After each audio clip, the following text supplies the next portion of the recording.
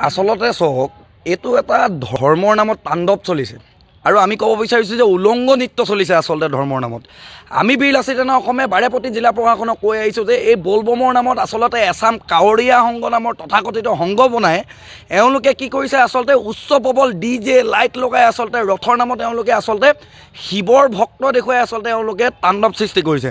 আৰু আমি দেখিবলৈ পাইছোঁ যে বলবমৰ নামত কিন্তু একাংশ, আমি সকলোকে ক'বলৈ নাযাওঁ, একাংশ এই সংঘনে কিবা আমুক তামুক কিছুমান এছাম সংঘৰ যুৱকে আচলতে ৱাইন ষ্ট'ৰৰ আগফালে ৰখি মদ খাই আচলতে এওঁলোকে ধৰ্ম পালন কৰাৰ যি এক প্ৰচেষ্টা চলাইছে সেয়া কিন্তু খুব এক নিন্দনীয় আৰু দুৰ্ভাগ্যজনক বিষয়। আমিও এজন সনাতন ধৰ্মৰ যুৱক হিচাপে আমি লজ্জা অনুভৱ কৰিছোঁ যে যোৱাকালি এগৰাকী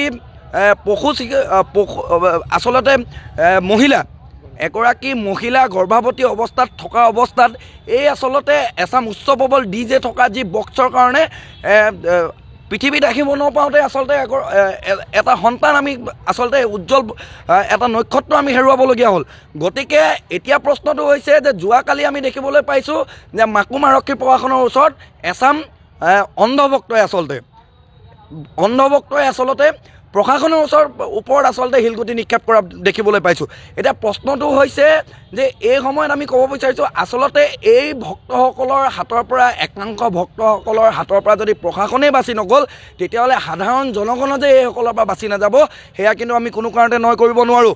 আৰু এটা কথা আমি আপোনালোকৰ সংবাদ মাধ্যমৰ জৰিয়তে আমি জিলা প্ৰশাসনক ক'ব বিচাৰিছোঁ, যি সময়ত অসমৰ জাতীয় উৎসৱ যি ৰঙালী বিহু পাতিলে নিশা 12 বজাত আপোনালোকৰ প্ৰশাসনে আহি যি সময়ত সম্পূৰ্ণ অনুষ্ঠান বন্ধ কৰি দিয়ে সেই সময়ত কিন্তু পুৱা 7 বজালৈ গোটেই ৰাতি আচলতে কোনো ধৰণৰ পাৰ্মিশ্যন নথকাকৈ উচ্চ বক্স লগাই আচলতে ট্ৰেক্টৰত বক্স লগাই এছামে আচলতে গোটেই সনাতন ধৰ্মটোক আচলতে এক ভুল বাৰ্তা প্ৰেৰণ কৰিব বিচাৰিছে আমি বুলি ক'ব বিচাৰিছোঁ।